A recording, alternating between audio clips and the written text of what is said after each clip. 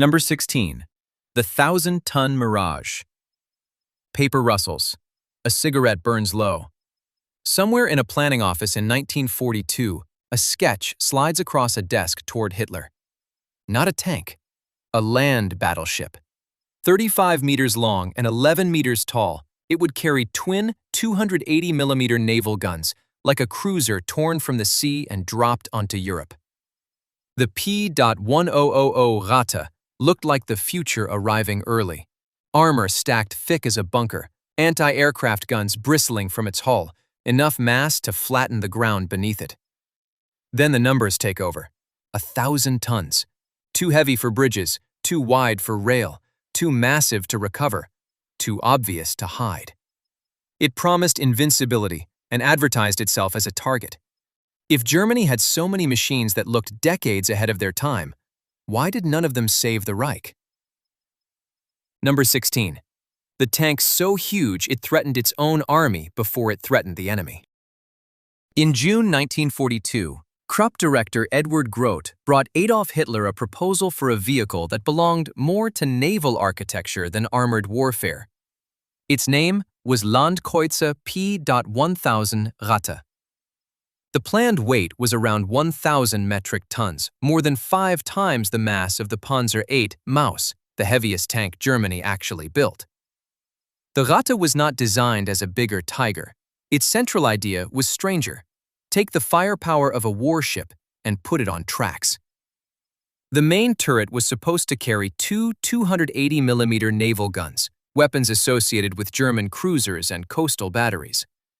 One 128mm gun would handle secondary targets. 8 20mm anti-aircraft guns would defend the roof. 2 15mm machine guns would cover the ground around the hull. Dimensions made it look less like a vehicle than a moving industrial site. Roughly 35 meters long, 14 meters wide, and 11 meters high, it would have towered over ordinary tanks. Armor estimates ranged from about 150 to 360 millimeters, depending on the section. A shell could strike it and fail to penetrate. A tank battle might turn into an artillery duel, with one side carrying a battleship turret on land. That was the myth. A moving fortress, armed so heavily that enemy armor would become irrelevant. The drawing concealed a problem that thicker steel could not solve. The Ratte needed the war to cooperate with its dimensions. A vehicle this wide could not use ordinary bridges. 1,000 tons would crush roads built for trucks, artillery, and conventional tanks. It could not simply be loaded onto a standard rail car and sent wherever the front required it. Reaching a battlefield would demand special routes, prepared crossings, and transport arrangements on a scale larger than the vehicle itself. After arrival, the burden would multiply. Its engines would consume enormous quantities of fuel. Its tracks and suspension would require specialized parts. If it broke down, ordinary recovery vehicles could not tow it. Engineers would need equipment capable of moving a machine heavier than many locomotives. Every damaged component would become a supply problem. A 280mm shell would have made destroying a tank almost beside the point. The Ratte still had to reach the fight, stay supplied, and leave before aircraft found it. Picture the Landkreuzer reaching a river. The bridge ahead is rated for a fraction of its weight. Engineers search for a crossing. Trucks wait behind it. Rail lines cannot carry it in one piece. Then the machine breaks down. Recovery crews stand beside it, unable to move it. Above them, Allied aircraft do not need to defeat its armor. They need only to cut the roads, attack the fuel, and leave the fortress stranded. The Ratte's size would have made concealment nearly impossible. It would have required air cover, while Germany was already struggling to protect factories, rail junctions, and cities from bombing. Its weapons might have made it dangerous to aircraft. Anti-aircraft guns could not create fuel, repair parts, bridges, or trained crews. Firepower could protect the vehicle for a moment. It could not build the system needed to keep it moving. The surviving record is thin. Sources agree that the project remained unbuilt and that Albert Speer canceled it in early 1943, before a prototype existed. Whether the Ratte reached detailed engineering drawings or remained mostly a Krupp proposal amplified by Hitler's appetite for gigantic weapons is less certain. The cancellation itself was clear. The design had no reasonable military use. The Ratte was not defeated by an enemy tank. Roads, bridges, railways, fuel, and recovery equipment defeated it before construction began. No prototype ever left the planning office.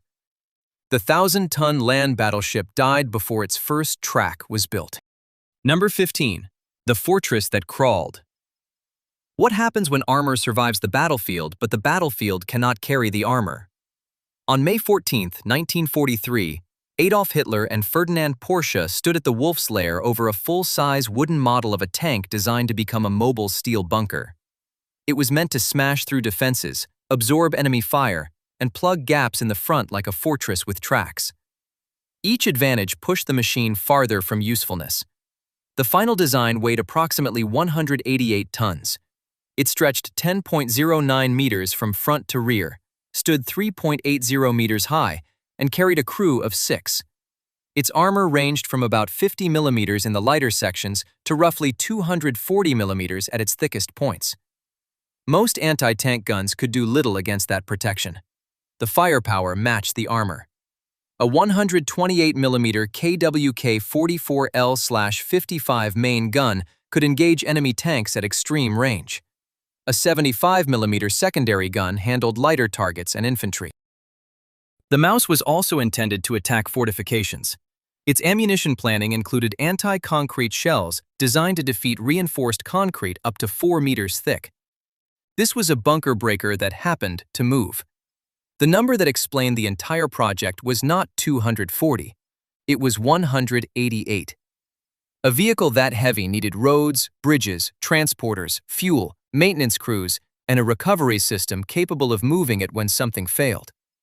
A damaged Maus could not simply be towed by another tank.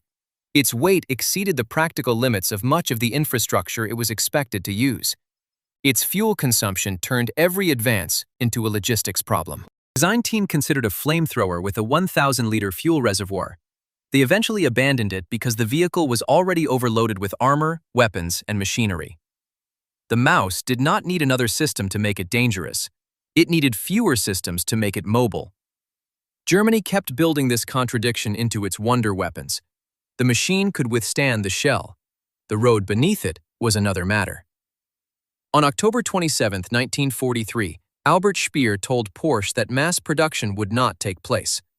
Allied bombing had already disrupted Krupp's hull and turret work.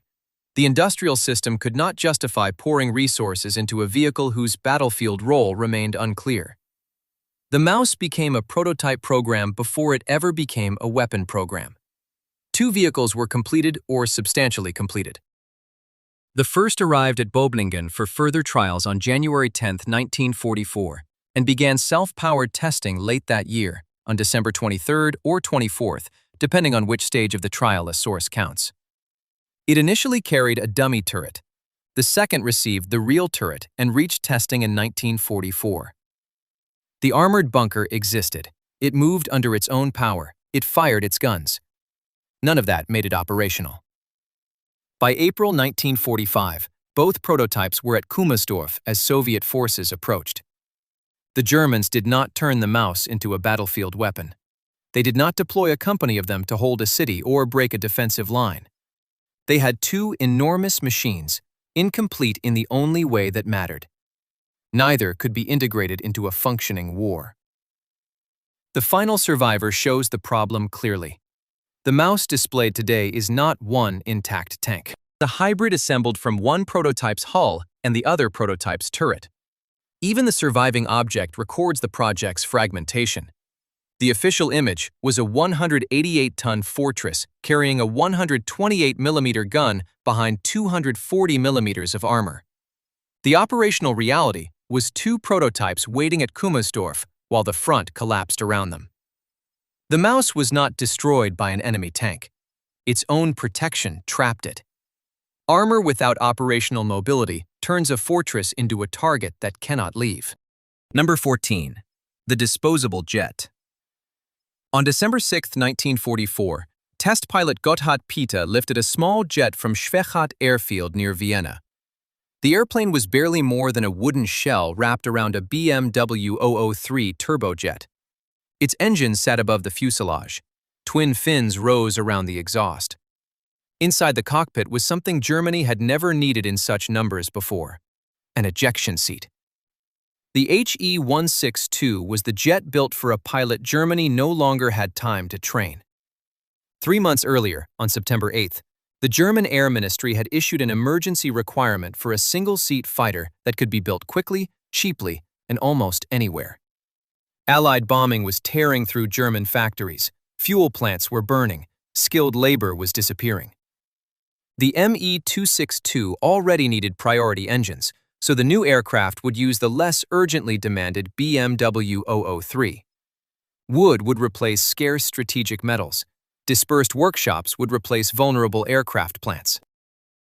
The promise was simple: build thousands of small jets, put them over Germany, and let mass make up for sophistication. The machine was being designed around a shortage that plywood could not solve. Germany had fewer trained pilots, less fuel, fewer reliable airfields, and almost no time left to make a new aircraft forgiving. Siegfried and Walter Günther's team moved with absurd speed. Roughly 90 days separated the concept from the first flight. The result was the HE-162, officially a people's fighter. In practice, it was a high-speed aircraft assembled under conditions that punished every shortcut. Peter's first flight exposed the danger immediately. A landing gear door failed. Other accounts connected the failure to poor adhesive and rushed construction. The jet remained airborne, but the warning was already inside the program. The design could move quickly on paper. The aircraft arriving from factories might not hold together in the sky. 4 days later, on December 10, 1944, Peter flew again for German officials. The demonstration was meant to prove that the emergency program was working. The prototype made a high-speed, low-level pass. Then the right wing, or aileron, failed. The tiny jet rolled over and crashed. Gotthard Peter was killed. The test pilot had not merely lost control of an aircraft. He had become the first visible cost of a system trying to compress design, construction, testing, and deployment into the final weeks of a collapsing war. The crash did not stop the HE-162. Germany pushed forward. The aircraft entered production and frontline service even though its most important test had ended with the pilot dead and the airframe broken. The production A2 variant carried two 20mm MG151/20 cannon.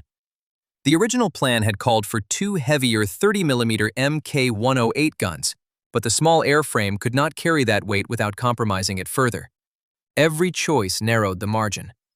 Less metal made production easier. A smaller structure made the jet lighter. Lighter meant faster. It also left less room for error. The pilot had very little room at all. You were sitting in a narrow cockpit above a jet engine, moving faster than most aircraft around you, with an airframe built by factories scattered across a country under bombardment. The engine intake is directly behind your head. The tail has been split into two fins to keep it clear of the exhaust. If the aircraft breaks apart, escaping through the canopy is not simple. The ejection seat is not a luxury. It is an admission built into the design. Ordinary escape may be impossible. The HE-162 could reach the air quickly, but getting it into the air was another problem. Pilots needed training hours. Training required fuel. Fuel required functioning refineries and transport. Jets needed maintained engines, prepared runways, spare parts, mechanics, and airfields that Allied aircraft had not already damaged. The airplane was only one link in the chain. Germany could produce a machine that looked ahead of its time, but a weapon does not fight alone. It needs a crew, fuel, maintenance, air defense, and a supply network that survives contact with the war. The RAF Museum's surviving A2, Werknummer 120227, later marked VN679 by the British, is a clean object now. Its wooden skin is preserved. Its cockpit is still. Its BMW 003 engine can be studied without the vibration, heat, and uncertainty that surrounded it in 1945. The aircraft reached service in too few numbers to affect the war's outcome. Some pilots flew it in the final weeks. The jet was real. The production lines were real. The threat was real enough to demand attention. The mass defense never arrived. Instead, the HE-162 became a sequence of unfinished beginnings: a cheap fighter without enough fuel, a fast jet without enough trained pilots, a production program without stable factories, and an airfield system being erased beneath it. The end. The surviving aircraft were gathered, captured, and examined by the people they had been meant to stop. The one now marked VN-679 rests behind museum walls, its engine silent above the fuselage. The pilot's seat waits empty. Number 13. The rifle from the future. The infantry weapon that quietly predicted the next century of war emerged from a problem soldiers already understood in their bones. In 1942, Hugo Schmeisser's team at Heinkel was trying to design a weapon for the distances where most firefights actually happened. Not at the extreme ranges demanded by the standard rifle cartridge, but across streets, fields, tree lines, and shattered villages, usually within a few hundred meters. The Carabiner 98K was accurate and powerful. Its 5-round magazine forced a rifleman to work one shot at a time. Submachine guns offered rapid fire, but their pistol ammunition lost power and range. Most infantry combat happened in the gap between those two weapons. Heinkel's answer was the MKB-42H, a compact automatic weapon firing the new 7.92 by 33 mm cartridge. The round was shorter than the full-power rifle cartridge. It was easier to control. It still had enough power for ordinary combat distances without making automatic fire throw the weapon off target. This was not a giant cannon or a rocket. It was a rifle built around a simple admission: the average soldier needed more firepower, not a longer theoretical range. The weapon that became famous after the war nearly died before reaching the front. Adolf Hitler distrusted the entire machine carbine concept. He wanted existing rifles, existing submachine guns, and existing ammunition. The new design did not fit the doctrine he had already approved, so further development was blocked. The engineers kept working anyway. They changed the name. MKB-42 became MP-43, then MP-44. The labels made the weapon sound closer to an ordinary submachine gun. Made it easier to move through a bureaucracy unwilling to admit that it was adopting a new class of rifle. The paperwork moved quietly, while the battlefield kept demanding the same answer. Reports from the Eastern Front changed the calculation. Soldiers liked the weapon because it gave one man semi-automatic accuracy and controllable automatic fire without requiring a belt-fed crew. Its detachable magazine held 30 rounds. A rifleman could carry a compact weapon that delivered a dense burst of fire at the ranges where German units were being forced to fight. The design had left the drawing board. Men were carrying it, loading it, firing it, and judging it under pressure. By late 1944, Hitler accepted the design and gave it a name built for headlines: Sturmgewehr 44, Storm Rifle. The title made the weapon sound like a new age arriving at the front. In one sense, it was. The assault rifle concept would shape infantry warfare for decades. Names, however, did not create ammunition. They did not repair factories or protect rail lines. More than 400,000 rifles from the MKB-42, MP-43, MP-44, and STG-44 family were produced. That figure was large enough to put the weapon in the hands of substantial numbers of soldiers. American troops encountered it in the Ardennes during December 1944. Its appearance on the Western Front showed how advanced the German infantry weapon had become. The distribution was uneven. Some formations received concentrated shipments. Others lacked magazines, ammunition, spare parts, or training. An excellent weapon could transform a prepared unit.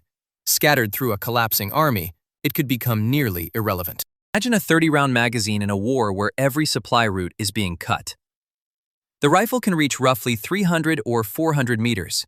It can dominate a village street. It can make a small defensive position dangerous. It still needs factories producing the correct cartridge, trains carrying that ammunition forward, officers organizing the units, and fuel moving through a system already being strangled.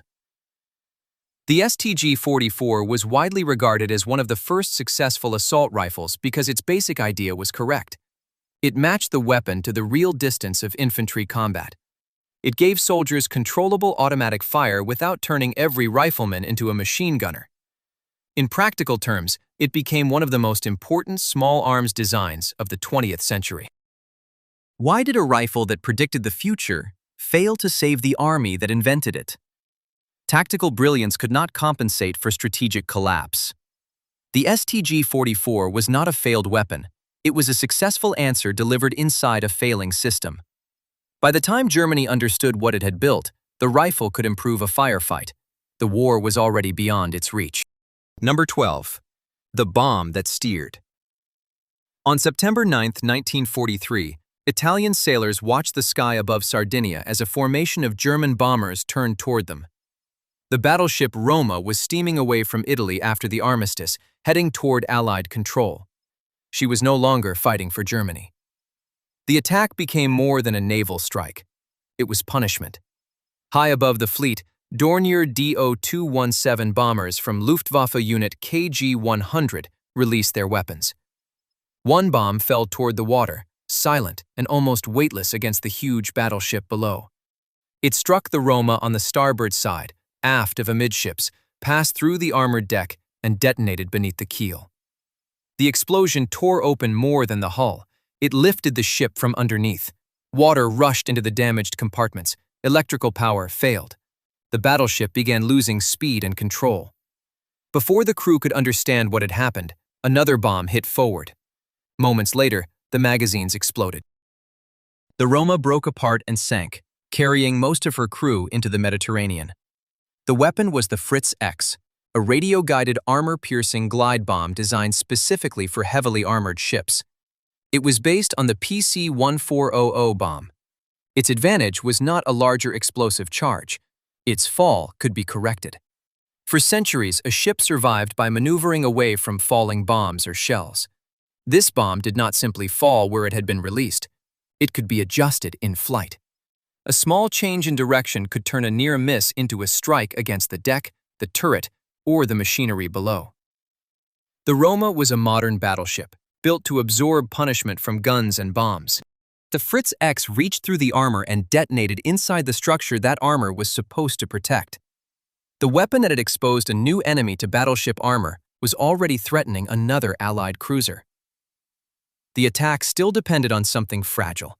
The Fritz X was not a fire-and-forget missile. The bomber had to keep the target in sight while the human operator watched a flare in the bomb's tail and controlled its path by radio. The aircraft could not release the weapon and turn away. It had to remain exposed throughout the attack. The bomb was intelligent only while the crew, the radio link, the target, and the sky cooperated. 2 days later, that system appeared over Salerno. On September 11, 1943, at 0944, USS Savannah was supporting the Allied landings with naval gunfire. German forces were trying to stop those guns from tearing apart their positions, so the cruiser became a target. A Fritz X passed through turret 3 and detonated deep inside the ship. This was not a surface blast that scorched the deck and vanished into the air. The bomb penetrated the turret roof, entered the vessel, and exploded among the internal machinery and ammunition spaces. Steel, fire, pressure, and flooding moved through the cruiser from within. You are standing below deck as the lights vanish. The ship is still afloat, but the damage is no longer outside you. It is inside the rooms, inside the cables, inside the passages connecting the whole vessel. A battleship could be massive, heavily armored, and packed with guns. If one guided bomb found the right angle, its size became a map leading the explosion toward the center. A few weeks in 1943, the Fritz X made battleships look suddenly obsolete. Its success came before Allied crews fully understood what they were facing. Once they recognized the pattern, the weaknesses became visible. The launch aircraft had to approach the fleet, maintain a steady course, and keep the bomb under observation. Radio guidance could be disrupted. Fighter cover could break the attack before release. Air superiority could make the delivery aircraft too vulnerable to reach firing position. The Fritz X was advanced, but it was never independent. It needed a protected bomber, a clear view, an operating transmitter, and enough time for a person to steer the bomb toward the ship.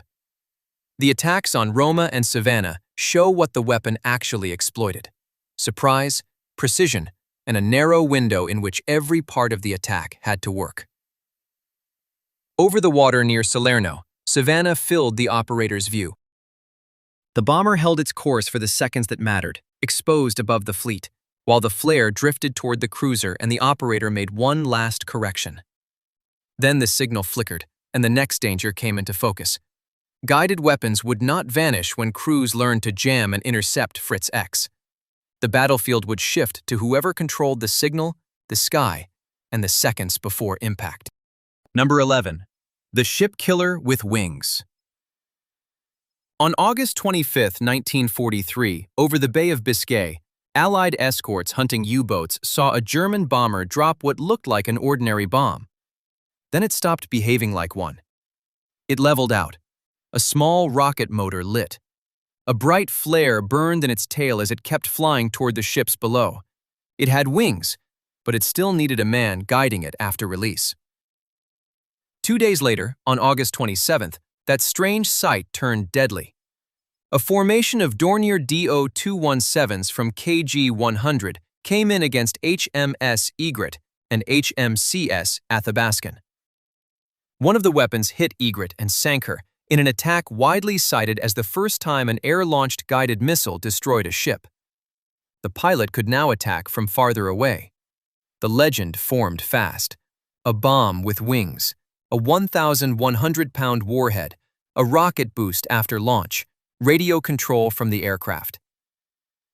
In the summer of 1943, when the Heinkel HS-293 became operational from Cognac in occupied France, it looked like the next move after Fritz X. Not only precision, range. The bomber no longer had to dive straight into the thickest curtain of shipboard anti-aircraft fire. It could release earlier, let the weapon separate, and steer it in from outside the densest part of that envelope. That much was true. This was not simply a falling bomb with fins bolted on at the end. Development had begun in May 1940 under Professor Dr. Herbert A. Wagner. Heinkel gave it wings for glide, a small rocket motor for speed and separation, and a tail flare so the operator could track it against sea and sky. The control method was manual command to line of sight. In plain English, someone inside the bomber had to watch the missile all the way down and send radio corrections as it flew. The glamorous version makes the HS-293 sound almost modern, almost autonomous. It was neither. After the missile left the DO-217, the hardest work began. The operator had to keep two moving things in the same picture: the flare in the missile's tail and the ship below. Sea clutter, cloud, smoke, evasive turns, anti-aircraft bursts, sunlight on water. All of it ruined that picture. If the bomber turned too sharply, the geometry collapsed. If the operator lost the flare, control was gone. If fighters forced the launch aircraft to defend itself, the missile was left alone. Alone, it was a glider with bad intentions. The first combat hit showed both the promise and the weakness. On August 25, 1943, an HS-293 struck HMS Bidford. That was a shock by itself. Allied escorts had trained for torpedoes, bombs, guns, maybe submarines below the surface. They had not trained for a weapon that kept steering after release. But the strike on Bideford did not sink her, because the warhead failed to detonate fully. The first lesson was not invincibility, it was possibility. 2 days later, the evidence got harder to dismiss. Against Egret and Athabaskan, the method worked in combat. The DO-217 crews stayed on course long enough. The operator held the missile online by eye. The radio link held. The HS-293 hit, and HMS Egret went down. For a few months, this looked less like a clever bomb and more like a naval revolution. It did feel ahead of its time. Germany could build machines that previewed the future. Previewing the future did not mean controlling the battlefield. The HS-293 depended on a chain of conditions staying intact at the worst possible moment. A stable launch aircraft, visual contact, working radio commands, and a target that remained exposed long enough to be flown into. The counters were not exotic. Allied ships laid smoke. They maneuvered hard. Fighter cover pressed the launch bombers more aggressively. The Luftwaffe crews carrying these missiles were not invisible artillery. They were still medium bombers. They had to approach, release, and then hold a guidance-friendly position while everyone below and around them tried to break that process. Then came the newest counterstroke: electronic jamming. The HS-293 depended on its radio control link, part of the Kehl-Strasbourg guidance system. That link was the weapon's nervous system, and also its opening. Once the Allies learned enough about the frequencies and the method, they could interfere with it. Historians differ on how much credit belongs to jamming alone and how much to smoke, maneuver, and fighter pressure. They agree on the result. The window in which the HS-293 arrived as a nasty surprise was short. The official image was a winged ship killer. It let Germany strike from safer distance. It was mass-produced by the first company to build guided missiles at scale, and even its airfoil production was aided by the kind of computing associated with Konrad Zuse. The reality sat inside a vulnerable bomber, a man staring through smoke, glare, bursts, and interference, trying to keep one bright flare lined up on a turning ship until the link broke. Number 10. The engine you heard before death. The robot bomb that taught London to fear sudden silence. On June 13, 1944, 1 week after D-Day, German launch crews in northern France sent the first V-1 flying bombs toward England. The opening salvo was poor. Most of the weapons failed. One reached Swanscombe, Kent. Another struck London's East End. The war had acquired a new sound. It was not an aircraft engine or artillery fire. It was a crude, steady pulse-jet drone approaching from somewhere beyond the clouds. The V-1 carried no pilot.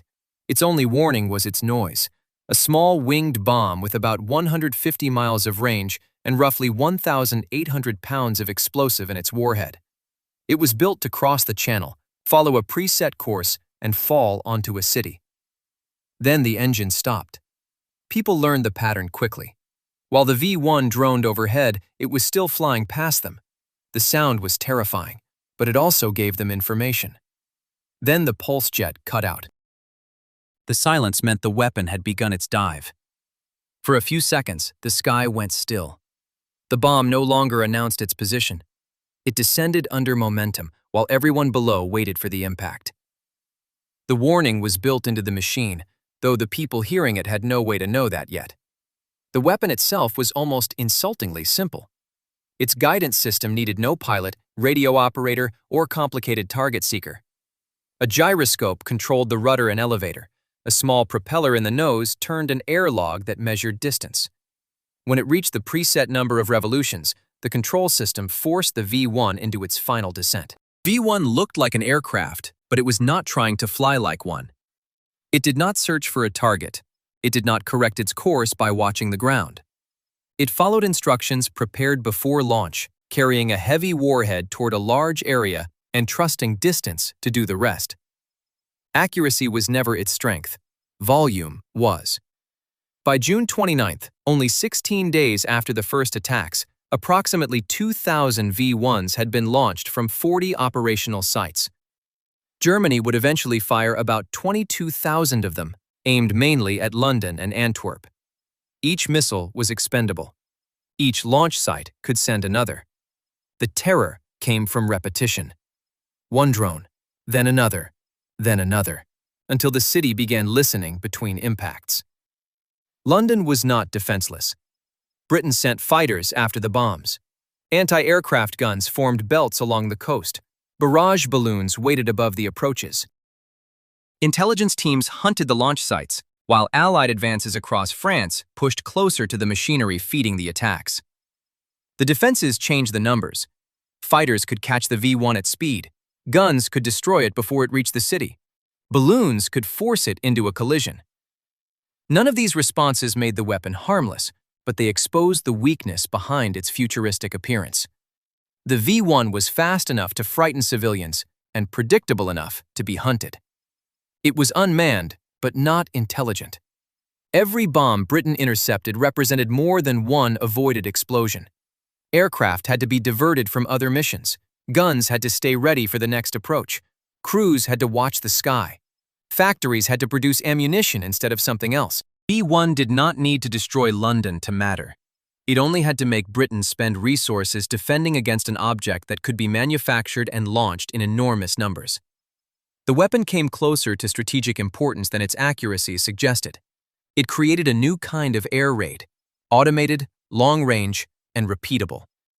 There was no pilot to train, no crew to recover, and no aircraft to bring home. Germany had turned a pulse jet, a gyroscope, an airlog, and a warhead into an early cruise missile. It still failed to save the Reich. The launch sites were overrun. Allied air power tightened around the coast. The missiles could be intercepted, and the ones that reached their targets could not choose where to strike. The V1 brought destruction, but not control of the air war. Its afterlife continued. The United States copied the design as the Republic Ford JB-2 Loon, carrying the same basic idea into a new military system. The crude German bomb crossed the channel as terror and returned as technology. Above the streets of wartime London, the sequence remained brutally clear. The engine pulsed, the bomb passed overhead, the engine stopped, and the silence meant the dive had already begun. Number 9. The Unstoppable Rocket. On September 8, 1944, at about 6:43 in the evening, people on Staveley Road in Chiswick were going about an ordinary evening. No engine sounded overhead. No aircraft appeared. No warning siren began. Then a German rocket fell out of the sky and buried itself in the street. 3 people were killed. Others were injured. Britain had just been struck by the first long-range ballistic missile ever used in war. The weapon had launched minutes earlier from the Netherlands. It climbed high above the atmosphere, arced across the North Sea, and returned at supersonic speed. By the time anyone could hear it, the explosion had already happened. The V1 announced itself with the pulse jet engine. The V2 announced nothing. Its victims did not watch it approach. They only felt the impact. And there was no interception to follow that impact. Wartime air defenses could shoot at aircraft and attack a flying bomb. They could not reach a ballistic missile already falling from the edge of space. The Chiswick crater was not only a local disaster. It marked the moment distance, warning, and reaction time stopped protecting civilians. The rocket began as the A4, developed under the technical leadership of Werner von Braun and the military direction of Walter Dornberger. On October 3, 1942, the A4 made its first successful launch. It was a liquid-fueled rocket roughly 14 meters long, packed with alcohol, liquid oxygen, guidance equipment, and a conventional warhead. For launch crews, that length meant a towering machine that had to be transported, assembled, fueled, and kept stable in the field. For civilians, its hundreds of kilometers range meant that a launch site hidden in the Netherlands could suddenly reach London. By September 1944, Germany was launching V2s against Britain, Belgium, and France. More than 3,000 rockets would eventually be fired at Allied targets, including London, Antwerp, and Liège. The threat had escalated from one silent strike to mass launches against cities. Every rocket demanded fuel, machinery, trained labor, transport, launch crews, and a functioning supply chain. Every launch forced civilians to live with a weapon they could neither see nor stop. The rocket's futuristic appearance concealed an industrial nightmare. On August 17, 1943, British bombers attacked the research center at Peenemünde. The raid damaged facilities, killed workers, and exposed the location of Germany's most advanced weapons program. Production then moved underground, increasingly into the Mittelwerk complex near Nordhausen. About 60,000 prisoners worked inside the V-weapons system. Roughly 20,000 died at Mittelwerk in about a year and a half. The rockets were assembled in tunnels carved into the mountain. The air was foul. The shifts were brutal. Before a V2 could reach a city, prisoners had to survive the conditions that built it. At Peenemünde, one rocket required between 10,000 and 20,000 man-hours. Underground industrialization reduced that figure to about 7,500. The saving made higher output possible, but it did not make the weapon cheap. Each rocket still consumed labor and materials that Germany needed elsewhere, while the prisoners absorbed the human cost of production.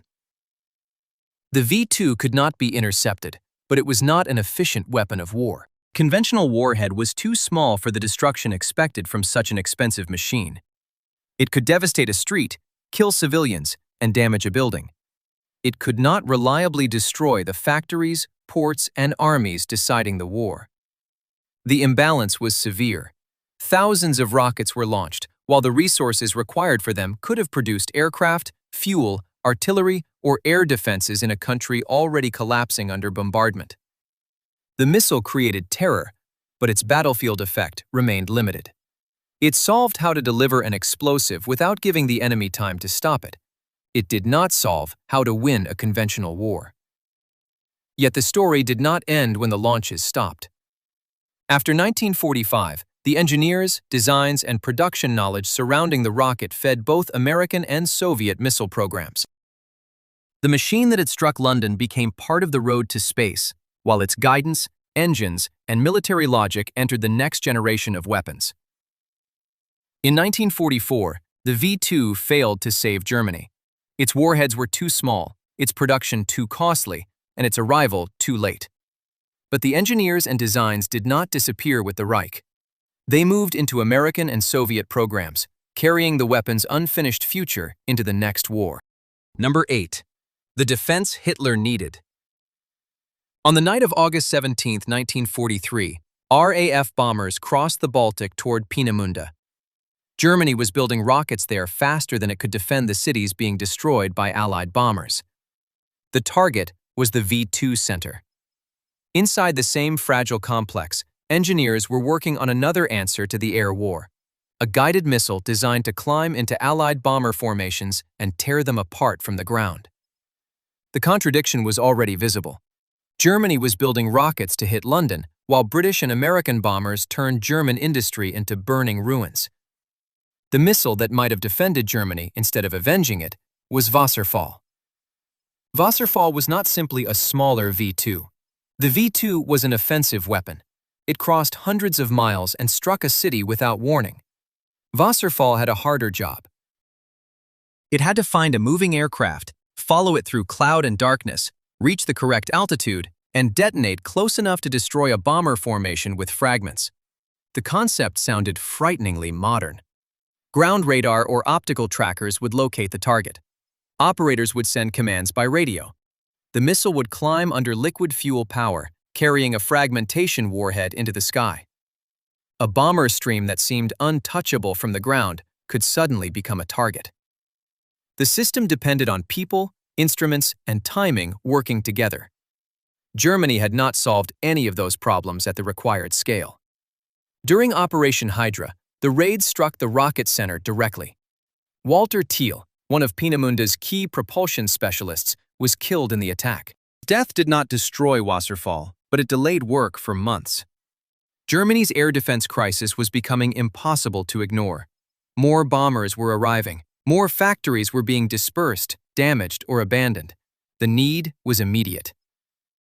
The missile still belonged to the laboratory. By 1944, cameras at Peenemünde recorded the weapon rising from its launch stand. The missile was about 7.8 meters long and 0.88 meters wide, roughly 1/4 the size of the V-2. It had the same basic family resemblance, a narrow body, fins, and a liquid fuel engine. Its mission was entirely different. You are looking up as the rocket leaves the ground. There is no long-range target thousands of miles away. Somewhere above the clouds, an Allied formation is moving at hundreds of miles per hour. The operators have only seconds to correct the missile's path. The guidance signal must survive interference. The fuse must know when the warhead is close enough. The warhead must break apart aircraft flying several miles above the ground. The elegant idea became a chain of unfinished problems. Wasserfall needed reliable guidance, but wartime electronics were not digital, automatic, or compact by modern standards. It needed a proximity fuse capable of detecting a bomber without direct impact, but that technology was still immature. It also needed launch crews, radar stations, communications links, fuel supplies, and defended sites arranged into a working network. A missile on a test stand was one achievement. Hundreds of batteries protecting the Reich were another. German plans imagined 200 to 300 batteries arranged in defensive belts. Production estimates reached as high as 5,000 missiles per month. On paper, that could have transformed the air war. A bomber force that once faced flak and fighters would have entered a sky filled with guided explosives. The plan concealed Germany's immediate crisis. The country did not merely lack missiles, it lacked a coordinated air defense system capable of using them. Radar coverage was uneven. Command structures competed. Production was under constant attack. Fuel was scarce. Skilled workers were disappearing into the front, underground factories, or bombed-out plants. Every additional component created another failure point. Unlike the V2, Wasserfall could not hide behind the claim that interception was impossible. It had to work repeatedly. It had to launch in large numbers. It had to receive accurate tracking data, follow commands, and explode at the right distance. One successful test proved that the missile could rise. It did not prove that a battery could defend a city during a raid. By May 1945, Wasserfall had never shot down an Allied bomber. Its recorded launches showed promise, but not combat readiness. The official vision was a defensive belt of thousands of missiles. The reality was a collection of tests, incomplete guidance systems, unresolved fusing, and production plans that never became an operational network. Wasserfall was neither a useless fantasy nor the secret weapon that almost saved Germany. It was a real guided surface-to-air missile project, technically important and strategically relevant, but stranded between invention and deployment. After the war, American and Soviet engineers studied its hardware and documents. Ideas entered the first generation of Cold War surface-to-air missiles. The missile had reached the sky. Germany's air defense had not reached the coordination needed to use it. Offensive rockets could be ordered from above and sent toward London. A defensive missile required radar, factories, batteries, fuel, and command working as one system. The regime never provided that system. Number 7. The Rocket Interceptor. On August 16, 1944, Major Wolfgang Spate climbed into an aircraft that seemed to belong to another war. Near Leipzig, American bombers were forming above the clouds. Beneath them, the Me-163 Comet waited on a small wheeled dolly. Its wings were clean, its nose was sharp, its rocket motor was loaded with chemicals that could burn through flesh. The Comet had one purpose: reach the bombers before they could reach Germany. Its Walter HWK-509A rocket engine could push the aircraft to roughly 596 miles per hour, faster than any piston-engine fighter in service. Spate did not need to chase the formation. He needed to rise through it, fire the 230mm Mk-108 cannon, and disappear. The contradiction was built into the aircraft. The Comet was too fast for the war it had entered. After only 7 or 8 minutes of powered flight, its propellants were exhausted, and the interceptor became a glider. Its speed was extraordinary. Its attack window was tiny. If the pilot missed, the Comet offered almost no second chance. Spate and the other pilots of JG-400 climbed toward the American formation. The rocket burned fiercely behind them. T-Stoff, concentrated hydrogen peroxide, met C-Stoff, a hydrazine-methanol mixture, inside the engine and produced thrust. This was not ordinary aviation fuel. A leak could ignite. Residue could eat into equipment, clothing, or skin. The weapon remained dangerous after it left the ground. Then the Comet reached the bombers. At nearly 600 miles per hour, a firing pass lasted seconds. The pilot had to identify a target, close the distance, align the guns, fire, and break away before the formation swallowed him. The Mk-108 hit hard, but its low muzzle velocity made accurate shooting during a high-speed attack even more difficult. The Comet could cross the bomber stream before the pilot had properly settled his aim. Speed was supposed to answer Germany's collapsing air defenses. The Comet could climb toward the bombers faster than Allied fighters could react. It could not create repeated attacks. It could not provide more time, ammunition, fuel, or a safe return. Spate's mission produced no miracle.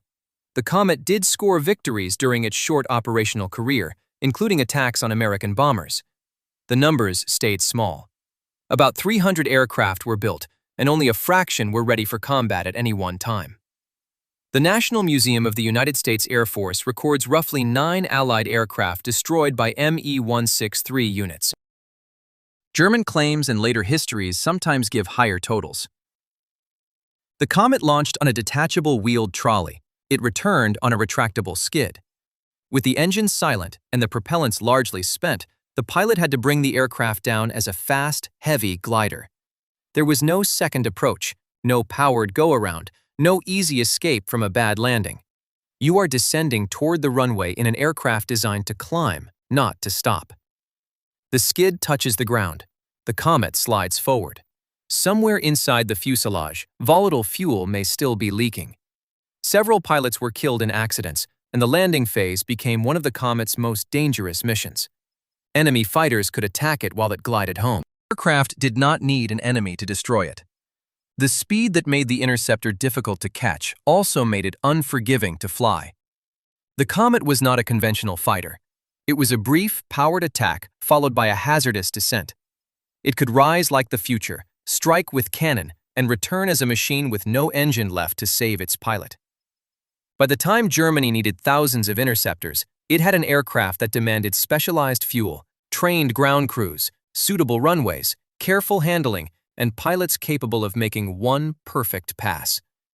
The Comet could threaten a bomber formation. It could not dominate the sky, stay overhead, patrol, or turn a single spectacular climb into an air defense system. On that August day near Leipzig, the rocket burned out. The wonder weapon became a silent glider. Späte searched for the runway below. The aircraft had climbed faster than anything around it. Now the powered attack window had closed, and the final danger waited on the ground. Number 6. The jet that came too late. The jet fighter that made Allied pilots look suddenly slow. On July 25, 1944, near Munich, Lieutenant Alfred Schreiber climbed into a Messerschmitt Me-262 and took the future into combat. A Royal Air Force Mosquito PR-16 from No. 544 Squadron was crossing the sky on reconnaissance. Flight Lieutenant A.E. Wall was at the controls.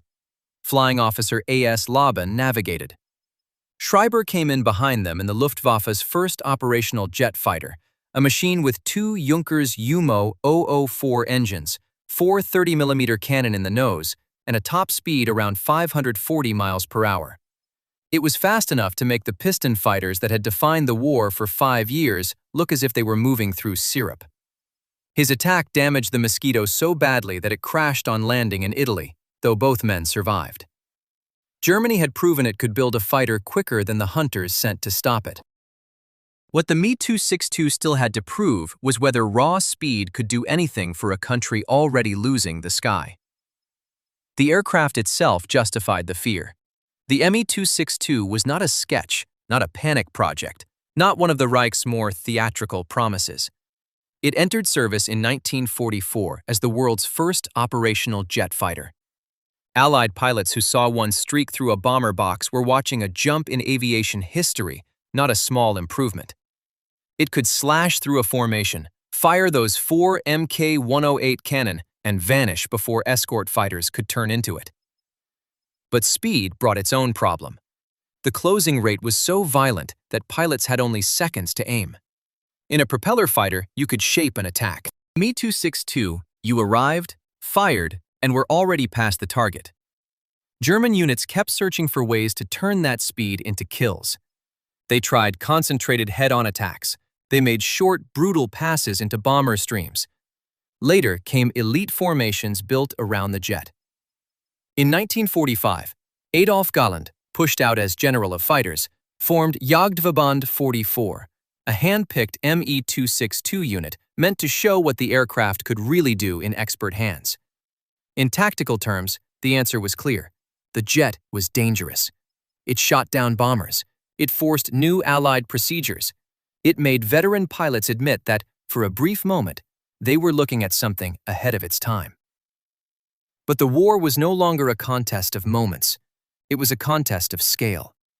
By early 1945, the Western Allies were sending heavy bombers over Germany in vast formations, with long-range escorts ranging ahead, the side, and behind them. Hundreds of aircraft could fill a single day's air battle. The Luftwaffe did not need a fighter that could win one pass.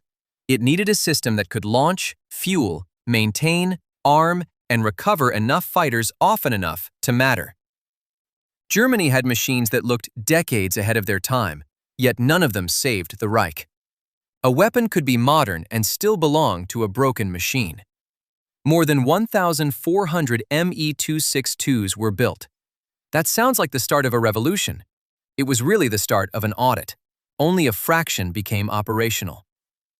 Allied bombing hit factories, transport links, and airfields. Spare parts failed to arrive.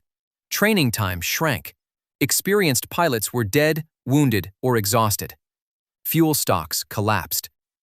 A jet on an assembly line was impressive. A jet at the end of a cratered runway with an empty tank was scenery, and the engines were the quiet disaster inside the miracle. The Jumo 004 was a genuine turbojet, but Germany no longer had reliable access to the high-temperature alloys such engines needed. Engineers substituted inferior materials because they had to. The Me-262's power came from components that burned out fast, wore down quickly, and demanded careful handling in a war that no longer allowed careful anything. Early engines often lasted only a small number of flight hours before replacement. Throttle movement had to be managed gently, or the turbines could flame out or fail. For the pilot, that meant the fastest fighter in the war was also a machine you could injure with your right hand. Then there was the runway problem. In the air, the Me-262 was usually the faster animal. On takeoff and landing, it was prey. Jets needed long, prepared strips and vulnerable minutes near the ground. Allied fighters learned to stalk those strips. They could not always catch the Schwalbe at altitude, but they could wait for it to descend, or rake the field before it ever climbed. The aircraft designed to outrun interception kept getting trapped at the one place where speed meant almost nothing. Its combat record ended up split in two. Pilots who flew it could point to real victories and a real technical leap. Their enemies could point to the smoke rising from German airfields and keep flying west in numbers the Luftwaffe could no longer answer. The Me-262 was faster than its hunters, and for brief bursts, it looked like the future had arrived early. In 1945, though, Germany had built more than 1,400 Me-262s, and fuel shortages, wrecked runways, and Jumo 004 engines that could wear out after only a few flight hours meant only a fraction were ever there to fight. Number 5. The jet bomber nobody could catch.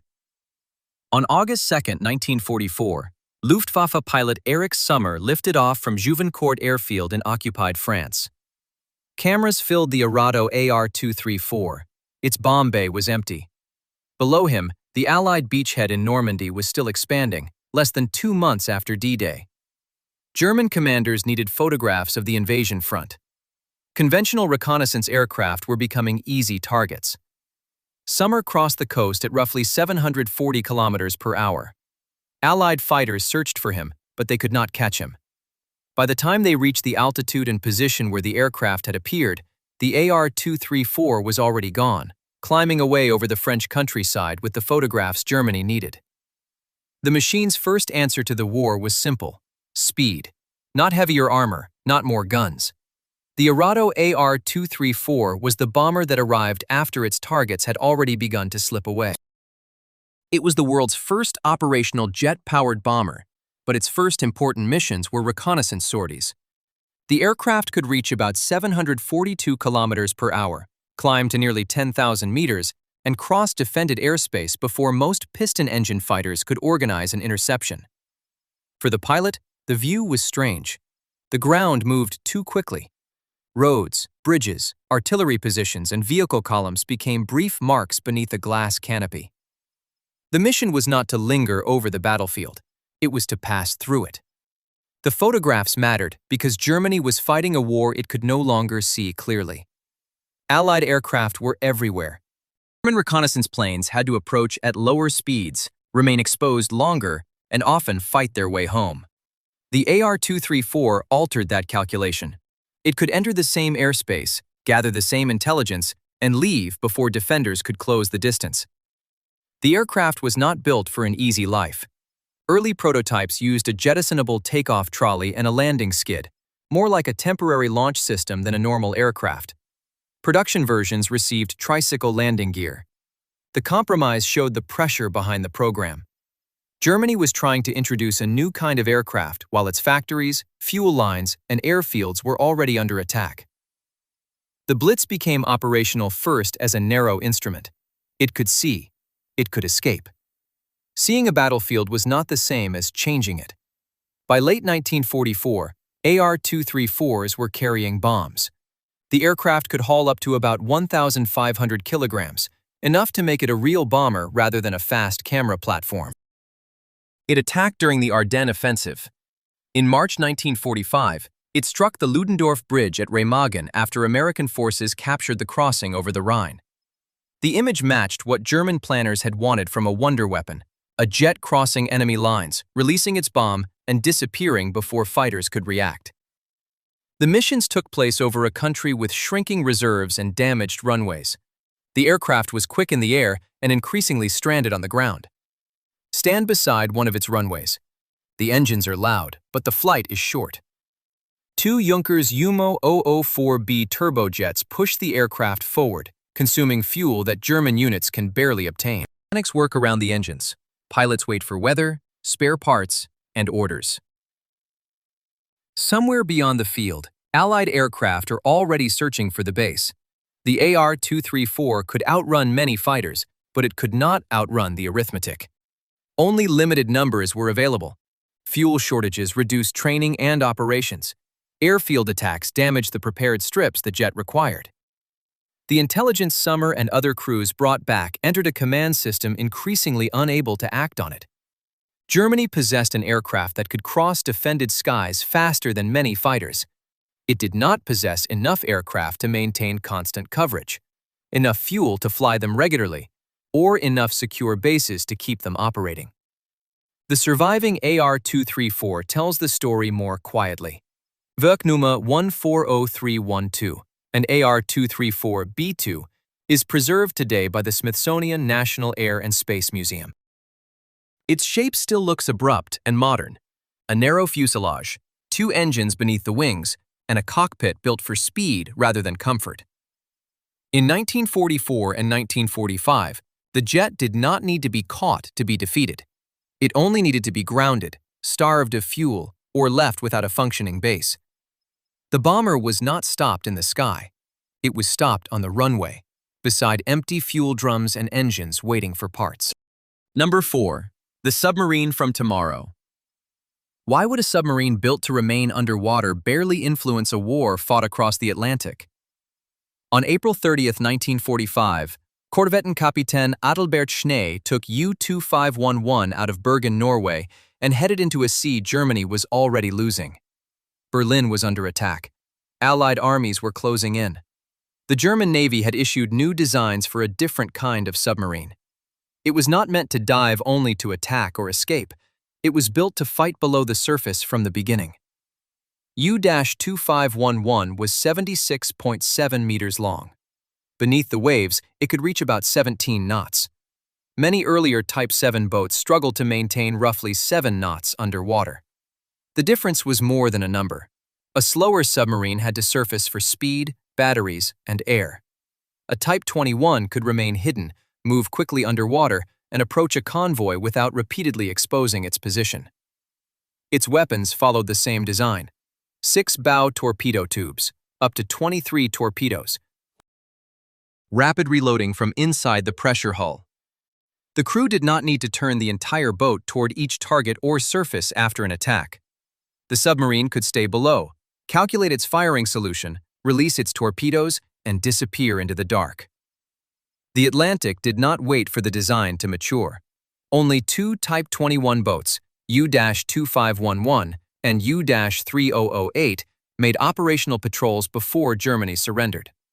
Around 118 were commissioned in total, but none sank an Allied ship in combat. The number that mattered was not the number on the construction lists. It was the number that reached the ocean with trained crews, working batteries, reliable engines, tested torpedoes, and enough time to operate. This is where the U-boat that might have reopened the Atlantic nightmare enters the story. On May 4th, U-2511 received the German naval ceasefire order. Schnee's patrol had lasted only days. In his later account, the boat had already approached the British cruiser HMS Norfolk. The Type 21 moved into a firing position without being detected. It came close enough to carry out a simulated torpedo attack. No weapons were launched, no ship was sunk. The encounter remained a demonstration rather than a battle. The geometry was unsettling. The submarine had reached the cruiser had not found the submarine. A boat designed around underwater speed and endurance had appeared at the front just as the front was disappearing. U-2511 returned to Bergen on May 5, 1945. The patrol ended before the new submarine could show whether its numbers translated into victory. The Type 21 was not simply a faster version of the boats that had hunted Allied shipping since 1939. Earlier German submarines were surface ships with the ability to submerge. The Type 21 reversed the premise. It was an underwater vessel that could surface when necessary. The technical evidence is blunt. 17 knots underwater gave the boat more freedom to evade escorts. 6 forward tubes and 23 torpedoes allowed a larger attack sequence without immediately exposing the submarine. A streamlined hull reduced resistance. Increased battery capacity extended submerged operation. Each figure addressed a weakness that Allied anti-submarine warfare had learned to exploit. Engineering alone could not solve the war. The boats were built through a complicated, dispersed production system. Sections were manufactured in different locations and assembled later. In theory, this could produce a modern hull. In practice, it demanded precision, inspection, and trained labor, while German factories were being bombed and transport networks were collapsing. Many boats were commissioned without being ready for combat. Crews had to learn a new submarine while the war was ending around them. U-3008 shows the contradiction clearly. After the surrender, the United States took the boat and tested it. The enemy submarine became a source of information for the post-war American fleet. Its underwater speed, internal arrangement, and battery-centered design influenced the direction of Cold War submarine development. The Type 21 shaped the future. It barely shaped the war. The official record could list 118 commissioned boats. The operational reality was 2 patrols, no confirmed combat sinkings, and U-2511 returning to port after a simulated attack on HMS Norfolk. The submarine was technically mature enough to expose what the old fleet had become. It arrived too late to build crews, patrol lines, maintenance systems, and sustained numbers. The design had reached the future. The fleet never reached the ocean in time. Number 3. The bomber aimed at New York. New York is still asleep when the engines begin to turn. 4 propellers bite into the air. A machine nearly 69 feet long starts rolling across a German runway. Somewhere beyond the Atlantic, Manhattan waits beneath the morning haze. The bomber was built around the image of smoke over Manhattan. On December 23, 1942, test pilot Karl Bauer climbed into the first Messerschmitt Me-264 at Augsburg-Hohenstetten. It was a 4-engine aircraft with a wingspan of about 141 feet. Its design centered on one blunt strategic idea: cross the Atlantic, attack targets in the United States, and return to Europe. The Me-264 was not a missile fired once into the distance. It was meant to be a reusable aircraft, carrying bombs across an ocean that had protected the American mainland from direct attack. That was its appeal. Germany did not merely want another bomber for Britain or the Soviet Union.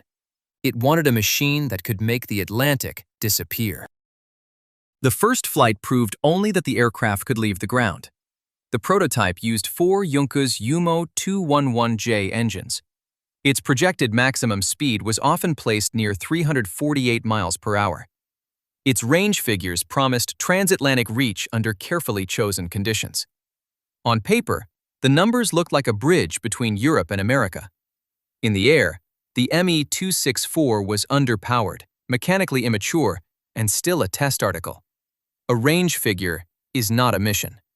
The aircraft had to take off with fuel, climb with bombs, cross thousands of miles of ocean, find a target, survive weather and navigation errors, release an effective load, and still have enough fuel to return. Germany was trying to make the Atlantic crossing look simple by compressing the entire war into one set of performance calculations. The idea had existed before the prototype. Messerschmitt's long-range work overlapped with maritime reconnaissance and naval support concepts. An aircraft that could travel far enough to search the Atlantic could, in theory, threaten ships, ports, and American industry. The America Bomber label gave the project a sharper image. New York became the target in the imagination, even while the aircraft remained tied to a less dramatic reality: engines, aluminum, fuel, factories, and time.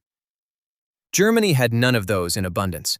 The Me-264 competed for power plants and materials with aircraft already needed over Europe. Allied bombers were reaching deeper into German territory. U-boat losses were rising in the Atlantic. Every month spent refining a distant bomber was a month when the Luftwaffe needed fighters, interceptors, transport aircraft, and repair capacity immediately. The bomber's strategic value began to turn inward. The farther away the target appeared, the more useful the aircraft became as a promise. It suggested that Germany could still answer American industrial power with technology of its own. The prototype could not create an operational force. It showed what might be possible if Germany could supply the aircraft, protect its bases, train its crews, and keep the engines running. In 1943, those conditions were moving in the opposite direction. The Me-264V1 remained the only completed flying prototype. No squadron formed around it. No sustained transatlantic bombing campaign followed. There was no chain of bases, replacement aircraft, escort plan, or production system capable of turning one long-range machine into a strategic weapon. The aircraft's projected speed and range belonged to the brochure. The war belonged to logistics. You can see the contradiction in the test flight itself. Bauer lifted the aircraft into the sky. The machine immediately became evidence for both sides of the argument. It was enormous, modern, and capable of crossing distances that most German bombers could not approach. It was also slow to mature, hungry for engines, and vulnerable to every interruption that could stop a factory or close an airfield. The Me-264 never reached New York because it never reached operational reality. In 1944, an Allied air raid damaged the prototype at Lechfeld. The aircraft imagined over Manhattan was brought down by the war it was supposed to outfly. The program was abandoned before Germany could field an operational America bomber force. Range could carry the Me-264 across the Atlantic. Distance alone could not make the attack strategically decisive. Its bomb load remained limited compared with the scale of American industry. Germany never possessed the number of aircraft needed to turn isolated reach into sustained destruction. The Me-264 was one flying prototype, one test pilot, 4 engines, and a target more than 3,000 miles away. Manhattan stayed untouched. Number 2. The space plane on the blackboard. A bomber that could cross an ocean without flying across it. In 1941, at the German Aviation Research Center in Einring near Salzburg, Eugen Sanger and Irene Brett began working on a machine that treated geography as a technical problem. Their answer was Silbervogel, the silver bird, a rocket-powered aircraft launched from a rail, thrown into the upper atmosphere, and sent skipping across the edge of space. The mission sounded impossible because, in practical terms, it was. A long sled would accelerate the vehicle along a track roughly 3 kilometers long. Rocket engines would then drive it upward at extreme speed. Silbervogel was not meant to climb into orbit. It would rise into the thin upper atmosphere, descend toward denser air, then bounce upward again. Like a stone skipping across water. Each rebound would trade altitude for distance. The aircraft could cross the Atlantic, release a bomb over a target such as New York, then continue toward a landing site far beyond the point of attack. It would not need a chain of overseas bases or a conventional return route. On paper, it could appear over a continent that Germany could barely reach with any existing bomber. That was the promise. The evidence consisted of a wartime design study, calculations, and limited model research. No Silbervogel prototype stood on a launch rail. No pilot climbed into a finished cockpit. No rocket engine pushed the aircraft toward the sky. The drawings were detailed enough to make the idea feel real. The proposed vehicle was about 28 meters long, with a wingspan near 15 meters. Its body carried rocket engines, fuel, a crew compartment, and a bomb bay. Payload is often given as roughly 4,000 kilograms, although the figures shift between later accounts. The range claims shift too. The aircraft's entire advantage depended on a chain of numbers that had never been proven together. The vehicle had to leave the rail fast enough to climb. It had to survive the ascent. It had to control each atmospheric skip. It had to release its bomb accurately. Then it had to land after crossing a continent at speeds and temperatures no aircraft had yet experienced. At hypersonic speed, the air stops behaving like a gentle medium for wings and starts behaving like a furnace. Shock waves compress it against the aircraft. The nose and leading edges absorb enormous heat. The same atmosphere that gave Silbervogel its skipping path could also tear apart its control surfaces, damage its structure, or turn a guidance error into a fatal descent. The calculations could describe the trajectory. They could not demonstrate the vehicle. By 1944, Zenger and Brett's work belonged to a Germany running out of almost everything required to turn a design into a weapon. Fuel was scarce. Factories were being bombed. Skilled labor and precision materials were harder to obtain. Even simpler aircraft programs struggled to maintain engines, airfields, and trained crews. Silbervogel demanded all of it at once. It required a launch infrastructure more ambitious than any German aircraft project yet attempted. A rail track, kilometers long, had to remain aligned and operational under wartime conditions. The rocket engines needed extraordinary thrust. The launch site had to survive air attack. The guidance system had to function during a flight profile that had never been tested. After the bombing run, the aircraft still needed a recovery plan. A weapon that could reach the other side of the world was useless if it could not leave the ground, find the target, or come back. The object itself was already a contradiction. The space bomber that promised to skip across the atmosphere was. Number 2. Silbervogel. It looked like a weapon from a later century, but its real location was a research office in the final years of a collapsing war. There was no operational unit, no launch, no bomb, no recovery. Only a black line on a page, rising from Germany, touching the upper atmosphere, and falling somewhere beyond the horizon. After 1945, the idea traveled farther than the aircraft ever did. American and Soviet planners studied Zenger and Brett's work as part of the emerging history of boost-glide vehicles and spaceplanes. The concept became an ancestor of later thinking about hypersonic delivery, even though the original machine never escaped the drawing board. A classified design folded into post-war archives still traced an impossible arc over an empty map. Silbervogel was not a hidden bomber waiting for a final test. It was a promise held together by heat, guidance, launch infrastructure, payload, and recovery. The silver bird could cross the ocean on paper. The paper never crossed the war. Number 1. The bomb they did not build. On April 23, 1945, American and British personnel with the Alsos mission entered a cave beneath the church at Haigerloch in southwest Germany. They were looking for the one object that could tie every other nightmare in this story together. Not a sketch, not a rumor. A bomb program close enough to matter. In the dark, they found 664 uranium cubes hanging like a metal chandelier in heavy water, part of an experimental reactor that had never gone critical. The missing warhead that makes every other nightmare make sense. If Germany was ever one breakthrough away from saving the Reich, this was it. An atomic weapon does not need a fleet, air superiority, or hundreds of successful sorties. It needs one device, one delivery method, one city. At first, the documents seemed to point that way. In December 1938 in Berlin, Otto Hahn and Fritz Strassmann identified nuclear fission. Within weeks, Lisa Meitner and Otto Frisch explained what it meant. A split atom was no longer just chemistry, it was energy on a scale armies notice. By 1939, the German army had begun pulling physicists into what became known as the Uranium Club. Werner Heisenberg was there. Carl Friedrich von Weizsäcker was there. Kurt Diebner was there. This is how the legend starts. Brilliant men, a state at war, and a discovery that could remake warfare in a single flash. Then the full record cuts against the legend. The German effort did investigate reactors. It did study isotope separation. It did consider plutonium.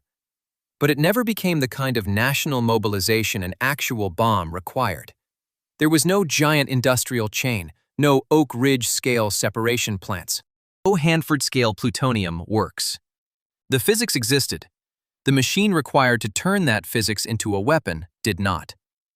Alsos went in to verify that on the ground. Samuel Goudsmit, the Dutch-American physicist helping lead the scientific side of the mission, was not interested in speeches about what Germany might have done. He wanted laboratories, stockpiles, reactor parts, equations, captured correspondence.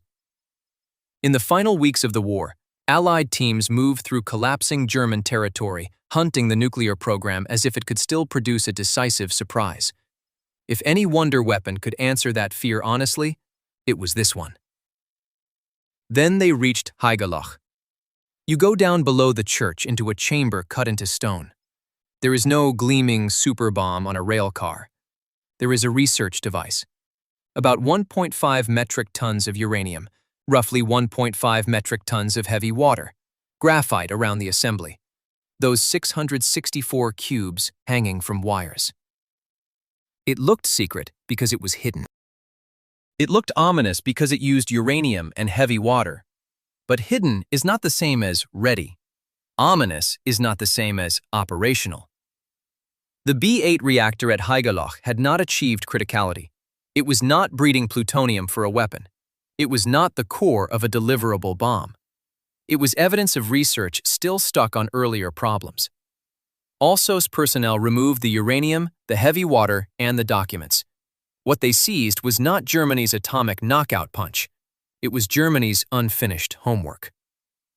The hardest version of the myth still remains. Maybe the facilities were primitive, but the scientists were closer than the hardware suggests. Maybe Heisenberg understood the path and simply ran out of time. Maybe one breakthrough was missing. Then the war ended, and the scientists started talking. On July 3, 1945, 10 German nuclear scientists were interned at Farm Hall in England. The house was bugged. Every room listened. On August 6th, they heard BBC News that an American atomic bomb had destroyed Hiroshima. The transcripts survive, and what they show is specific and brutal. The men were shocked. Heisenberg did not react like the architect of a rival bomb who had lost at the finish line. The conversations show confusion, disbelief, recalculation. Otto Hahn was horrified by what had happened. Others struggled even to estimate how much uranium-235 such a bomb would require. Heisenberg later worked through the problem more clearly. But the first reaction matters. It came before memoirs, before reputations hardened, before defeat could be rewritten as restraint. Historians still argue over motive and memory here. Did Heisenberg misunderstand key bomb calculations? Did some of these men quietly avoid building such a weapon? Did they begin covering themselves the moment they realized the Allies had succeeded where Germany had not? It was probably some mixture of technical error, strategic neglect, and post-war self-exculpation. But the captured record narrows the argument. Whatever they intended, they were not sitting on a working bomb program in 1945. At the end of all these machines that seemed years or decades ahead of their time, the answer is plain. Germany had rockets, jets, guided weapons, radical aircraft, reactor experiments, and scientists of real brilliance. War is not won by isolated marvels, won by systems that scale. Mass production, air defense that actually holds, long-range delivery that survives contact with the enemy, and, in the one scenario that could have made a single strike decisive, a nuclear program with the factories, material flows, and tested design needed to become a bomb. The official image was a Reich on the verge of miracle weapons. The documentary record says something harsher. In the cave at Haigerloch and under the microphones at Farm Hall, the largest promise of all shrank to its true size. Not a hidden arsenal, not a lost atomic breakthrough, but a program still short of the weapon that might have changed everything.